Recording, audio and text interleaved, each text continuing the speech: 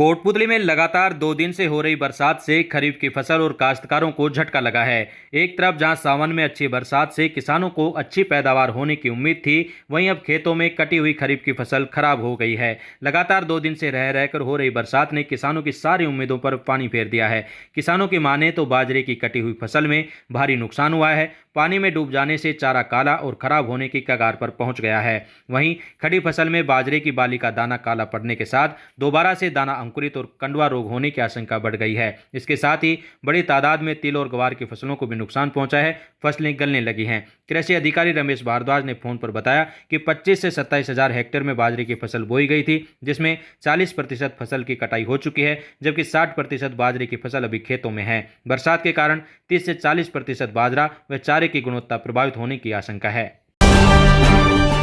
कोटपुतली क्षेत्र में इन दिनों स्किन वायरस तेजी से पैर पसार रहा है और गायें इसका शिकार हो रही हैं। कोटपुतली के पुतली गांव में स्किन रोग से ग्रसित 2 गायों की आज मृत्यु हो गई। गायों की मृत्यु के बाद सरपंच प्रतिनिधि घीसाराम गुर्जर व सामाजिक कार्यकर्ता राजेश प्रजापति व ग्रामीणों ने तत्परता के साथ जेसीबी की सहायता से खड्डा खुदवाकर हिंदू धर्म रीति रिवाज के साथ गायों को चुनरी उड़ाकर खड्डे में दबवा दिया है। आपको बता दें कि लंपी स्किन रोग से ग्रसित पशु की मृत्यु उपरांत उसे गहरा गड्ढा खोदकर नमक के साथ अच्छे से दबाना जरूरी है, अन्यथा यह बीमारी संक्रमण के सहारे दूसरे पशुओं में भी फैल सकती है।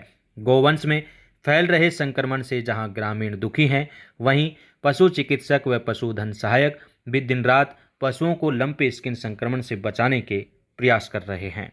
आपसे अपील है कि गायों को झुंड में ना इकट्ठा होने दें, साथ ही उन्हें अलग अलग रखने का प्रयास करें।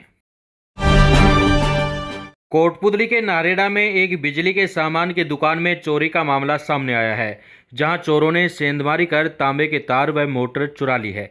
जानकारी के अनुसार नारेड़ा में महात्मा गांधी राजकीय विद्यालय के सामने एक बिजली की दुकान के चोरों ने ताले तोड़े और फिर चोर दुकान से मोटर सहित तांबे के तार चुरा ले गए।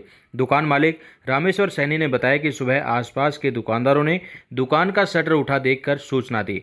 दुकान पर पहुंचे तो देखा कि दुकान के ताले टूटे हुए हैं और दुकान से सामान गायब है, जिसके बाद उन्होंने पुलिस को घटना की सूचना दी, जिस पर सरूण थाने से पुलिसकर्मियों ने पहुंचकर घटना का मौका मुआयना किया व जानकारी जुटाई।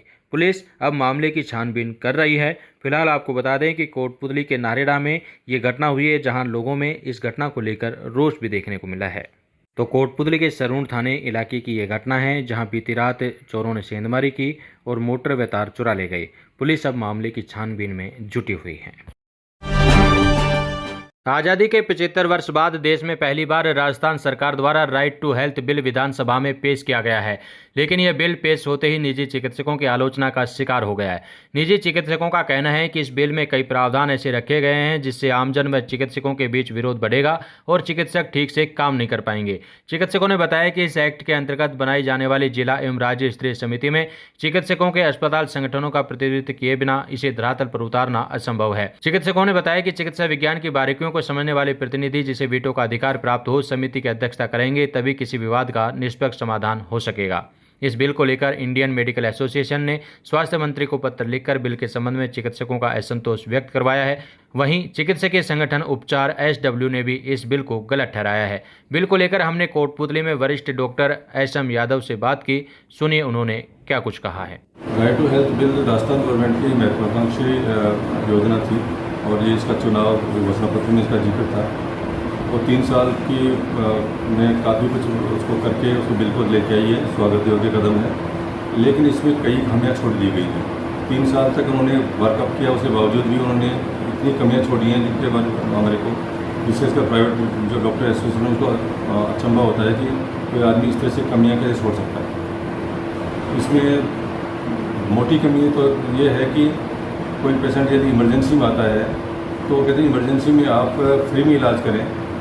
इमरजेंसी में फ्री में इलाज करना, फिर उसमें कई बार इमरजेंसी लाखों रुपए हॉस्पिटल के खर्च हो जाते हैं जान बचाने के लिए, और उसका पुनर्भरण का उसमें कहीं कोई प्रावधान नहीं है। प्राइवेट एसोसिएशन हमारी जो राजस्थान की सबसे बड़ी एसोसिएशन है पूरे राजस्थान की, उपचार ने इसका करोड़ों कड़ा विरोध किया है और सरकार से मांग की है कि इसमें जो इसकी कमियाँ हैं इन कमियों को दूर किया जाए।